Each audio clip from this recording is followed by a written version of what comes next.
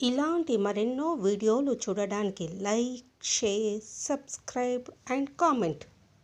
ఈరోజు ఈ వీడియోలో 2025 సంవత్సరంలో మహర్షి దయానంద సరస్వతి జయంతి ఎప్పుడు వచ్చింది, ఆయన ఎవరు, ఆయన జయంతిని ఎందుకు జరుపుకోవాలి అనే విషయాల గురించి తెలుసుకుందాము.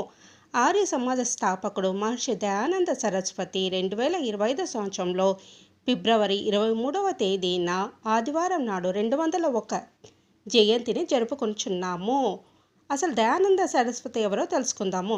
బాల్య వివాహాలు, కుల వ్యవస్థ, జంతు బలి మరియు మహిళలపై వివక్ష వంటి సామాజిక సమస్యలకు వ్యతిరేకంగా మాట్లాడిన తొలి పురుషులలో స్వామి దయానంద్ ఒకరు. గ్రహణ శక్తి కలిగిన దయానంద్ తీర్థయాత్రలు మరియు విగ్రహారాధనను కూడా తిరస్కరించారు. మహర్షి దయానంద్ సరస్వతి 19వ శతాబ్దపు ప్రముఖ సామాజిక సంస్కర్త, తత్వవేత్త మరియు మత నాయకుడు. దయానంద సరస్వతి 1824 ఫిబ్రవరి 23న గుజరాత్లోని టంకారాలో ఒక సనాతన బ్రాహ్మణ కుటుంబంలో మూల్ శంకర్ తివారీగా జన్మించాడు మరియు అతని తల్లిదండ్రులు లాల్జీ తివారీ మరియు యశోదాబాయి హిందూ సాంప్రదాయాలను పాటించేవారు. చిన్న వయసులోనే అతడు ఆధ్యాత్మిక జ్ఞానం పట్ల లోతైన ఆసక్తిని పెంచుకున్నాడు మరియు విగ్రహారాధనను మరియు మూఢనమ్మకాలను ప్రశ్నించాడు. 19 సంవత్సరాల వయసులో ప్రాపంచిక జీవితాన్ని త్యజించి సత్యాన్ని వెతుక్కుంటూ దాదాపు 15 సంవత్సరాల పాటు సన్యాసిగా సంచరించాడు. అతను మధురలో స్వామి విర్జనానంద్ వద్ద చదువుకున్నాడు. ఆయన హిందూ మతంలోని అవినీతి ఆచారాలను తొలగించి వేదాల నిజమైన అర్థాన్ని పునరుద్ధరించడానికి కృషి చేయాలని ఆయనను కోరారు. విగ్రహారాధన, అంటరానితనము, కుల ఆధారిత వివక్ష, బహుభార్యత్వము, బాల్య వివాహాలు మరియు లింగ అసమానతను ఆయన వ్యతిరేకించారు. కులం పుట్టుక ఆధారంగా కాకుండా యోగ్యత ఆధారంగా ఉండే తరగతి లేని కులరహిత సమాజాన్ని ఆయన విశ్వసించారు.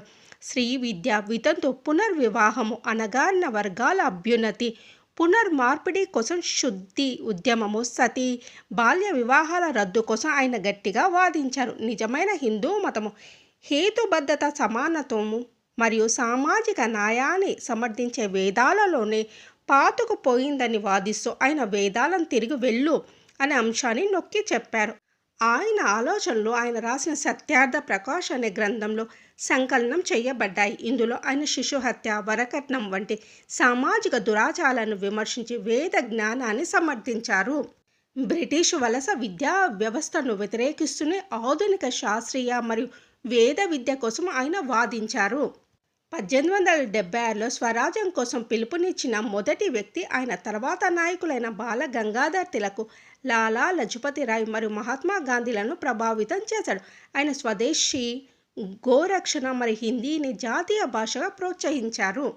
స్త్రీ విద్య, కులాంతర వివాహము, వితంతు పునర్వివాహాలకు మద్దతు ఇచ్చారు. పాఠశాలలు, అనాథ శరణాలయాలు మరియు వితంతు గృహాలను స్థాపించారు.